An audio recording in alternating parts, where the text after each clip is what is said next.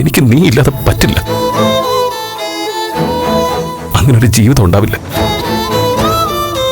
നിനക്ക് പറ്റുമെങ്കിൽ അയക്കൂ. നാളെ വരെ സമയമുണ്ട്. വല്യേട്ട ക്ഷമിക്കണം. ഈ വിഷയത്തിൽ എനിക്കിനിയൊരു തിരിച്ചു പോക്കില്ല. വരുന്നതെന്തും അനുഭവിക്കുക തന്നെ. ഓട്ടെ. നിലാവും മായുന്നു രാവേറെയായി ഒരേകാന്ത താരം പോൽ നീകയായി. നിലാവും മായുന്നു രാവേറെയായി ഒരേകാന്ത താരം പോൽ നീകയായി. തിരിഞ്ഞൊന്നു നോക്കി കുയിൽ യാത്രയായി.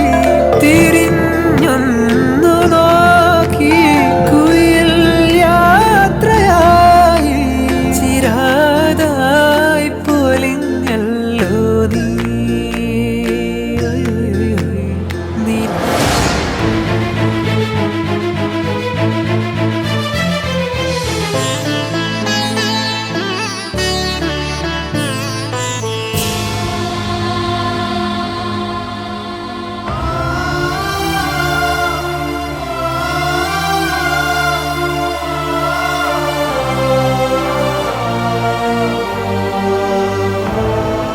How do you feel? സാറിന്റെ ഭാഗത്തു നിന്നും നല്ല പരിശ്രമം വേണം. എത്രയും വേഗം പഴയതുപോലെ ആവണ്ടേ? മലയാളികൾ എല്ലാവരും ഒരുപോലെ ആഗ്രഹിക്കുന്നൊരു കാര്യം അത്.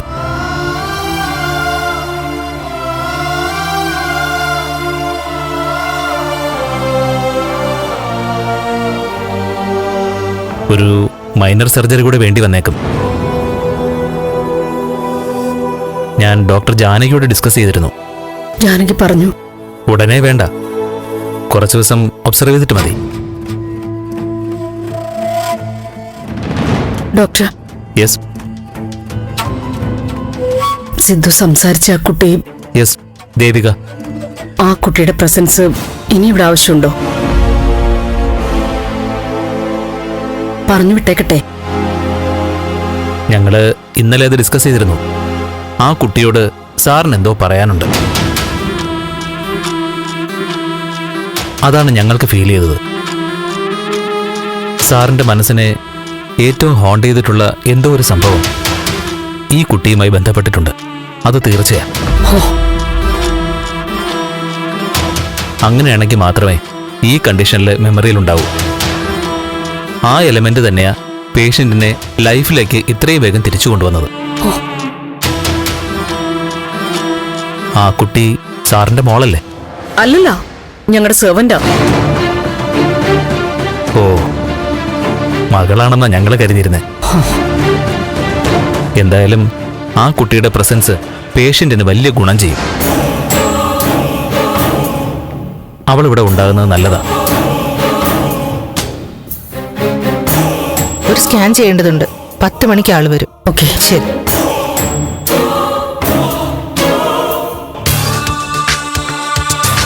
അവളിവിടെ നിൽക്കുന്നത് വലിയ തലവേദനയാ. ഇനിയും ഇത് അവസാനിപ്പിച്ചില്ലെങ്കിൽ പറിച്ചെറിയാൻ പറ്റാത്ത വിധം അവൾക്കിവിടെ വേരുകളായി പോവും. എന്തെങ്കിലും ചെയ്തേ പറ്റൂ.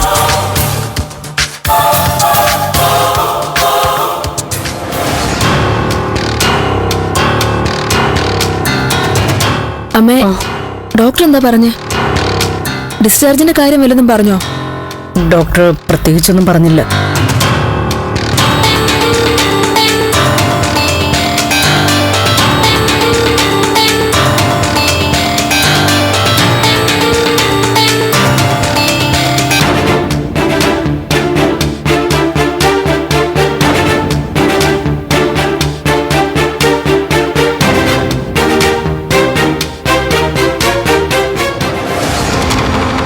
എന്തായാലും പകുതി ആശ്വാസമായി. ഇനി എത്രയും പെട്ടെന്ന് അച്ഛന് നല്ല മാറ്റം ഉണ്ടാവുമെന്ന് വിശ്വസിക്കാം. അതെ, എല്ലാവരുടെയും പ്രാർത്ഥനയാ. ആദ്യമൊക്കെ ഞാൻ ഒരുപാട് പേടിച്ചുപോയി. നമ്മളെ രണ്ടാളെ ഒന്നിപ്പിക്കാനുള്ള ഓട്ടത്തിനിടയിലാ അച്ഛൻ പെട്ടുപോയത്.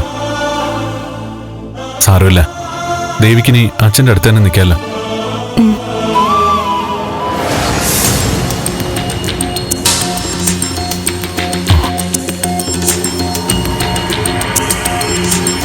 അങ്കിൾ എങ്ങനെയുണ്ട്? അച്ഛനെ റൂമിലേക്ക് മാറ്റി. പഴയ കണ്ടീഷനിലേക്ക് വരാൻ കുറച്ച് സമയം എടുക്കുമെന്നാ പറഞ്ഞേ. എന്തായാലും ആളിനെ നമുക്ക് തിരിച്ചു കിട്ടിയല്ലോ. ഇനിയെല്ലാം പതുക്കെ ശരിയാവും. അല്ല, നീ എന്ത് യൂണിഫോമില്? ഓട്ടമല്ല ഉണ്ടോ? അതിനാ വീട്ടിൽ നിന്ന് ഇറങ്ങിയത്. പക്ഷെ അത് വിട്ടു, വേറൊരാളെ വെച്ചു.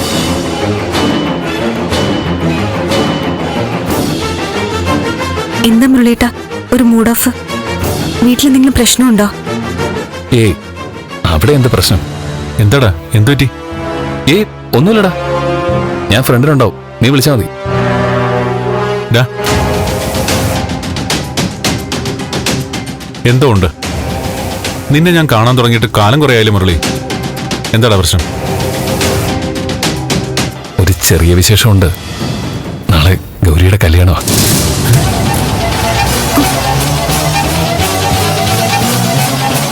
നാളെയോ? ഇതെന്താ ഇത്ര പെട്ടെന്ന്? അതൊക്കെ അവളുടെ അച്ഛൻ പെട്ടെന്ന് തീരുമാനിച്ചതാ. സതീഷുമായിട്ടോ? ഇത് ശരിയാവില്ല. നീ എന്താ ചെയ്യാൻ പോന്നെ? എന്ത് ചെയ്യാൻ? ഒന്നും ചെയ്യാനില്ല. മുരളീട്ടൻ ഗൗരിയെ കണ്ടോ? കണ്ടു. ഗൗരി ഇതിന് സമ്മതിച്ചോ? എടാ, ഗൗരി എന്തു പറഞ്ഞു? ഡാ, സാരമില്ല, നമുക്ക് ഗൗരി വിളിച്ചിറക്കൊണ്ടുവരാം. വേണ്ടടാ, ഇനി ഒന്നും ശരിയാവില്ല. അവളിനി വരില്ല. ഞാൻ സംസാരിച്ചത് ഒരുപാട് വൈകിപ്പോയെന്നാ പറയുന്നത്. ഇനിയും ഒരു കല്യാണം കൂടെ മുടക്കി വീട്ടുകാരെ വേദനിപ്പിക്കണമെന്ന് കരുതി കാണും.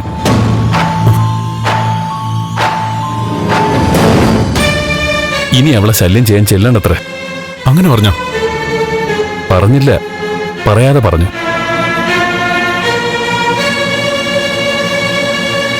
അവള് പോയി. ഇനി എന്റെ ജീവിതത്തിൽ ഗൗരി ഇല്ലടാ. അത് നാളത്തോടെ തീർന്നു.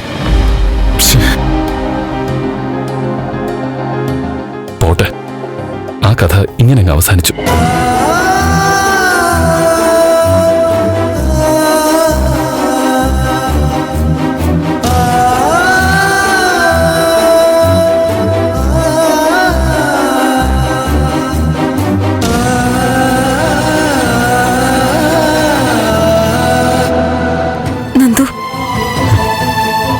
കാരണം മുരളിയേട്ടന് ഗൗരി നഷ്ടപ്പെടാൻ പോകുന്നത്. നമുക്ക് എന്തെങ്കിലും ചെയ്തേ പറ്റൂ. ഗൗരി വരില്ലെന്ന് പറഞ്ഞ സ്ഥിതിക്ക് നമുക്ക് എന്ത് ചെയ്യാൻ പറ്റും? അങ്ങനെ പറഞ്ഞിട്ട് ഗൗരി സന്തോഷമായിട്ട് ഈ കല്യാണത്തിന് നിന്ന് കൊടുക്കുന്നു തോന്നുന്നുണ്ടോ? മുരളിയേട്ടനോട് ഗൗരി അങ്ങനെ പറഞ്ഞിട്ടുണ്ടെങ്കിൽ മനസ്സിൽ എന്തെങ്കിലും തീരുമാനിച്ചിട്ടുണ്ടാവും. ദേവി, ഉറപ്പായും അങ്ങനെ തന്നെയാവും. വീട്ടുകാർക്ക് വേണ്ടി കല്യാണത്തിന് നിന്നു കൊടുക്കും. പക്ഷെ പിന്നെ അങ്ങോട്ട് അയാളുടെ കൂടെ ജീവിക്കണ്ടേ? അത് ഗൗരിക്ക് പറ്റുമോ? ഇതൊക്കെ ശരിയാ, പക്ഷെ ഗൗരി സമ്മതിക്കാതെ എങ്ങനെയാ? നമുക്ക് എന്തും ചെയ്യാം. എത്ര കാവൽ നിന്നാലും അവിടുന്ന് പൊക്കും. പക്ഷേ ഗൗരി അതിന് വില്ലിങ് ആയിരിക്കണം. എനിക്ക് തോന്നുന്നത് മുരളിയും ഗൗരിയുമായിട്ട് സംസാരിച്ച് എല്ലാം അവസാനിപ്പിച്ചിട്ടുണ്ടെന്നാ. ഈശ്വര, മനസ്സറിയാതെയാണെങ്കിലും രണ്ടുപേരും എന്നെ ശപിച്ചിട്ടുണ്ടാവും. എല്ലാ തെറ്റിദ്ധാരണകളും പറഞ്ഞ് അവസാനിപ്പിച്ച് കല്യാണം ഉറപ്പിച്ചതാ ഞാന്. എന്റെ ഈ രണ്ടാമത്തെ വരവ എല്ലാം തകർത്ത് കളഞ്ഞത്. നമുക്ക് വേണ്ടിയ മുരളിയേട്ടന് സങ്കടം സഹിക്കുന്ന മരണം വരെ മുരളിയേട്ടന് ഗൗരിയെ മറക്കാൻ പറ്റുമോ? നന്ദു, സമയം വൈകിട്ടില്ല. മുരളിയേട്ടനോടൊന്ന് സംസാരിച്ച് ഒരു തീരുമാനം ഉണ്ടാക്കണം പ്ലീസ്. ഇല്ലെങ്കിൽ നമുക്ക് കിട്ടാൻ പോകുന്ന ജീവിതം വെറുതെ ആയി പോവും. ഒരിക്കലും നമുക്ക് സമാധാനം കിട്ടില്ല നന്ദു.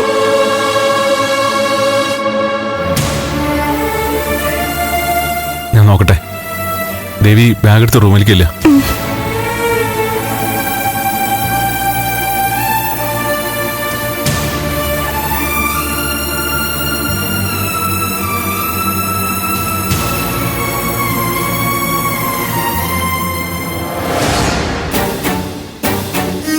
ഇത്രയും വലിയൊരു അപകടം പറ്റിയിട്ട് നമ്മൾ സിദ്ധാർത്ഥൻ സാറിനെ ഒന്ന് കാണാൻ പോകാതിരിക്കുന്നത് ഒട്ടും ശരിയല്ല. അതെങ്ങനെയാ അമ്മേ? ഒരു ഗൂർഖ ഇരിക്കുന്ന പോലെയല്ലേ അച്ഛൻ പുറത്ത് കാവിലിരിക്കുന്നേ? ദേവിയെ പോലെ മോളും പോയാലൊന്ന് പേടിച്ചിട്ടാവും. ആ കാർത്തികേയൻ പറഞ്ഞു കാണും നമ്മളെ പുറത്തു വിടാൻ പാടില്ലെന്ന്. അതാ അച്ഛൻ ഇങ്ങനെ കാവിലിരിക്കുന്നെ. ദേവിയെ വിളിച്ചിട്ടാണ് ഫോണും എടുക്കുന്നില്ല. എങ്ങനെയാ അവിടുത്തെ വിവരങ്ങളൊക്കെ ഒന്ന് അറിയുന്നത്?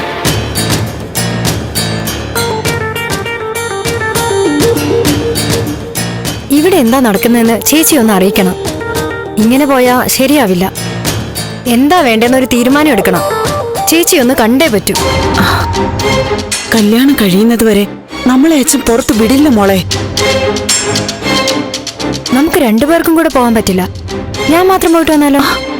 അതെങ്ങനെ? നിന്നെ ഒരു കാരണവശാലും അയാൾ വിടില്ല. അതിന് അച്ഛനോട് ആരാ അനുവാദം ചോദിക്കുന്ന? ഒരു വഴിയുണ്ട്. അമ്മ എന്റെ കൂടെ നിന്ന് തന്നാ മതി. എങ്ങനെയാ? അതൊക്കെ പറയാം. അമ്മ വന്നേ. അമ്മ വാ. എങ്ങനെയാ? നീ പറ. വാ മോളെ.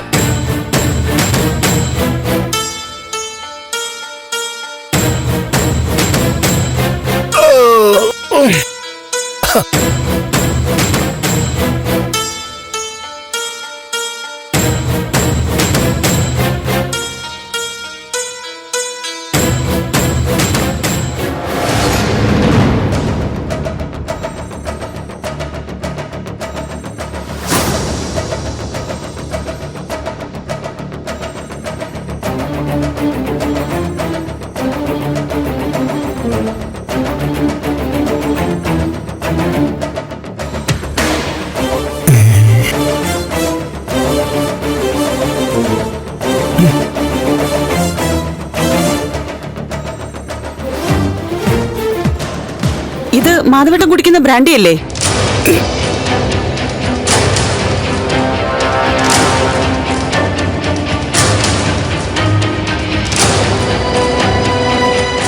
അയ്യോ, കാർത്തികേയൻ അറിഞ്ഞ വേണ്ട.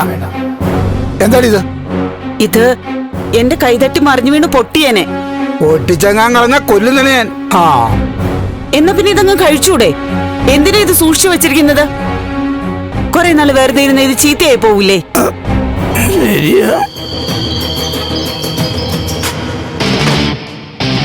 ഈശ്വര, എന്റെ കൺട്രോള് പോവാണല്ലോ. ഉപ്പേരി എന്തെങ്കിലും വേണോ?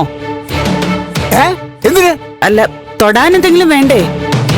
ആ, വെള്ളം തണുത്തത് വേണോ? എനിക്ക് വേണ്ട, കൊണ്ടുപോ.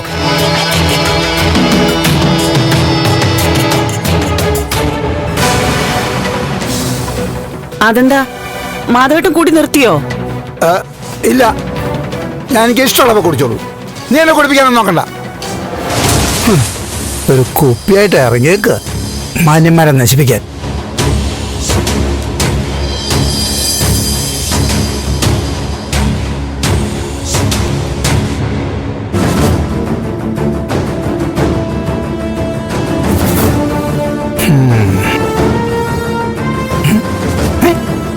എന്താടി അങ്ങോട്ട് പോകുന്നത്? എന്നാ ഇത് കൊണ്ട് കമത്തി കളഞ്ഞേക്കട്ടെ? അയ്യോ, വേണ്ട വേണ്ട വേണ്ട. എന്നാ പിന്നെ ഇത് കുടിച്ചോ.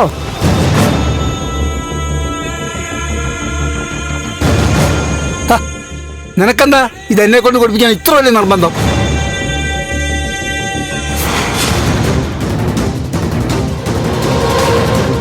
ഇത്രയും നാളും കുടിക്കുന്നതിനായിരുന്നല്ലോ കുഴപ്പം. ഇപ്പൊ കുപ്പിയും കൊണ്ട് പിന്നാലെ നടക്കുന്നു. എന്താടി കാര്യം? ഏയ്, കഴിക്കുന്നില്ലെങ്കിൽ വേണ്ട.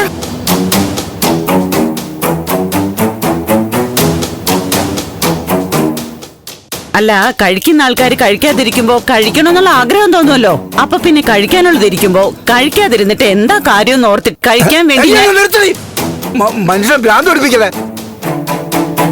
അല്ല, നീ ഇപ്പൊ എന്താ പറഞ്ഞേ? ഓ, ഒന്നുമില്ല. അല്ല, എന്തുണ്ട്? എടി, നീ എനിക്കിട്ട് എന്തോ പണി ഒപ്പിക്കാനല്ലേ ഇതും പൊക്കി പിടിച്ചോണ്ട് വന്നേ? എന്ത് പണി? എന്നെ കൊല്ലാൻ നീ ഇതിൽ വിഷം ചേർത്തിട്ടുണ്ടോ? പിന്നെ എന്റെ ഭർത്താവിന് വിഷം കൊടുക്കാൻ മാത്രം മാധവേട്ടനെ പോലെ അതപ്പതിച്ചിട്ടില്ല ഞാൻ. ഇതവിടെ ഇരിക്കുന്ന കണ്ടപ്പോ മറന്നു വെച്ചാണെന്ന് കരുതി എടുത്തോണ്ട് വന്നതാ. ഇത് വെച്ച് ഞാനെന്ത് പണി ഒപ്പിക്കാനാ? ഞാനതങ്ങ് വിശ്വസിച്ചു.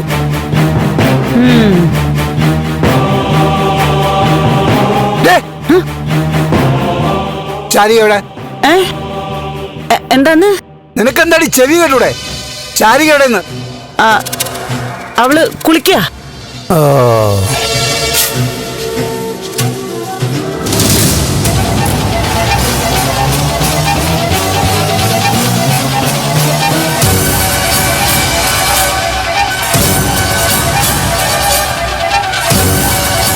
നീ എന്താ വായം പൊളിച്ച് നിൽക്കുന്ന?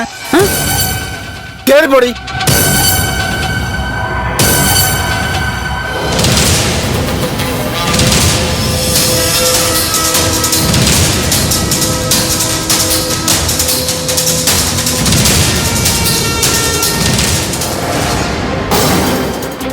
രജനി സമ്മതിക്കില്ല. ദേവിക അച്ഛന്റെ കൂടെ വേണമെന്ന് തന്നെയാ അവളുടെ സ്റ്റാൻഡ്. ഈ ഡോക്ടേഴ്സൊക്കെ ഇങ്ങനെ പറഞ്ഞു വെച്ചിരിക്കുന്നത് കൊണ്ട് നമുക്ക് കൂടുതൽ ഫോഴ്സ് ചെയ്യാനും പറ്റില്ല. നന്ദനും അത് തന്നെയാവും പറയുന്നത്. ചോദിക്കാനുണ്ടോ? അവളെ ചന്ദ്രോത്തേക്ക് കൊണ്ടുവരാനുള്ള ഒരു എളുപ്പ വഴിയല്ലേ അത്? അവനും അവളെ പറഞ്ഞുവിടാൻ സമ്മതിക്കില്ല. അവനങ്ങനെ തന്റെ മുഖത്ത് നോക്കി പറഞ്ഞു. അത് മാത്രമല്ല, എന്ത് കാര്യവും എന്റെ മുഖത്ത് നോക്കി പറയാനുള്ള ധൈര്യം കാണിച്ചു തുടങ്ങി. എന്താ അതിന് കാരണം? സിദ്ധു എല്ലാ കാര്യങ്ങളും എന്നോട് പറഞ്ഞു കാണുമെന്ന് അവന് തോന്നി. അതാവും. സിദ്ധുവിന് അപകടം പറ്റിയപ്പോ ഉണ്ടായ ആളല്ല ഇപ്പൊ നന്ദൻ. നിങ്ങൾ തമ്മിൽ സംസാരിച്ച കാര്യം സിദ്ധു നന്ദനോട് പറഞ്ഞിട്ടുണ്ടാവാൻ വഴിയില്ലല്ലോ. പക്ഷെ ബലരാമനെ കാണാൻ പോയതല്ലേ. ഓ, എല്ലാം പറഞ്ഞിട്ടാവും ഇറങ്ങിയതെന്ന് അവൻ വിശ്വസിക്കുന്നു. അതാ കാര്യം. അതവന്റെ ഊഹം മാത്രമല്ലേ? ഒരു കാരണവശാലും തനിക്കെല്ലാം അറിയാമെന്നൊരു സൂചന പോലും നന്ദന് കിട്ടരുത്. ആകെ നനഞ്ഞാൽ കുളിരില്ലെന്നാ പറയാറ്. പിന്നെ അവന് ഒന്നും നോക്കാനില്ല. അവളെയും വിളിച്ചോണ്ട് അങ്ങോട്ട് കേറി വരാനും അവൻ മടിക്കില്ല. ശരിയാ. ആക്സിഡന്റ് ഉണ്ടായത് മുതൽ വല്ലാത്ത ഒരു ധൈര്യത്തോടെയാ അവൻ എന്നോട് പെരുമാറുന്നത്. സിദ്ധുവും ഞാനുമായിട്ട് വഴക്കുണ്ടായത് കൊണ്ടാ അപകടം ഉണ്ടായതെന്നാവും അവന്റെ കണക്കുകൂട്ടൽ. അതില് കുറച്ച് ശരിയുണ്ട് അല്ലേ? എന്ത് ശരി? ഞാനാണോ ആക്സിഡന്റ് ഉണ്ടാവാൻ കാരണം? അങ്ങനെയല്ല. പോകുമ്പോ സിദ്ധു വളരെ ടെൻഷനിലായിരുന്നു, ശരിയല്ലേ? ആയിരിക്കാം. ആണ്. ആ ടെൻഷൻ എവിടെ നിന്നുണ്ടായതാ?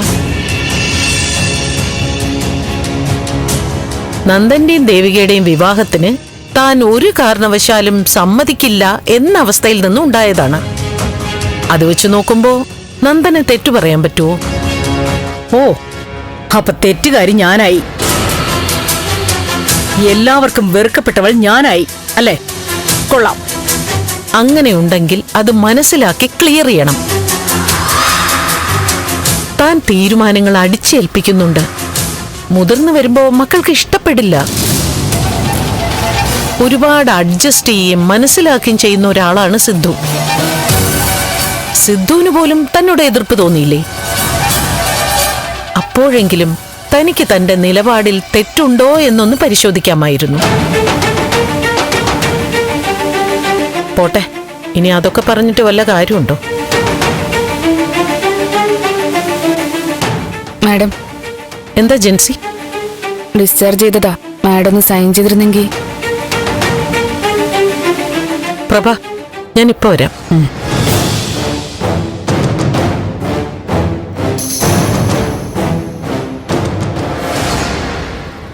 രാക്കനവിലെ നിലാകവിതയോ നീ, ഈ പകലിലെ പോക്കുവെയിലോ നീ, പിടഞ്ഞുണരും കനൽമിഴിയോ, പതഞ്ഞുയരും കടൽ തിരയോ, രാക്കനവിലെ നിലാകവിതയോ നീ.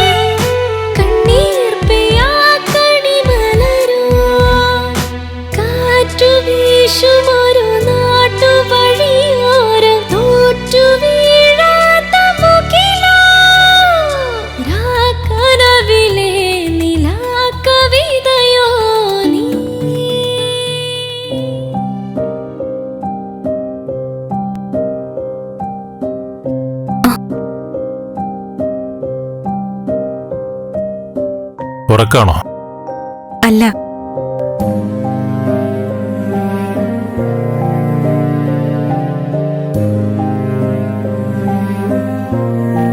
ഭക്ഷണമൊക്കെ കഴിക്കുന്നുണ്ടോ?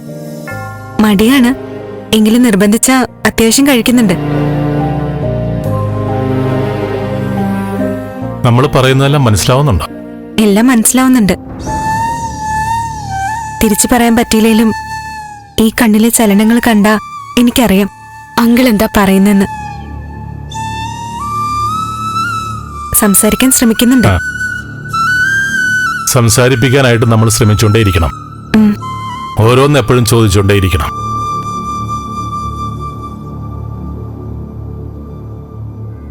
സിദ്ധു, താൻ ഈ ബെഡിൽ നിന്ന് പെട്ടെന്ന് എഴുന്നേറ്റ് വരണം. നമുക്ക് ഒരുപാട് കാര്യങ്ങൾ ചെയ്തു തീർക്കാനുണ്ട്. ഇനി ഏതായാലും എൻഗേജ്മെന്റ് ഒന്നും വേണ്ട.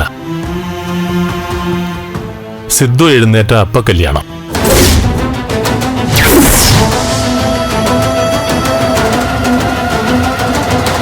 എല്ലാം പെട്ടെന്ന് ഭേദമാകും. ഞങ്ങൾ എല്ലാവരും സിദ്ധുവിന്റെ കൂടെയുണ്ട്.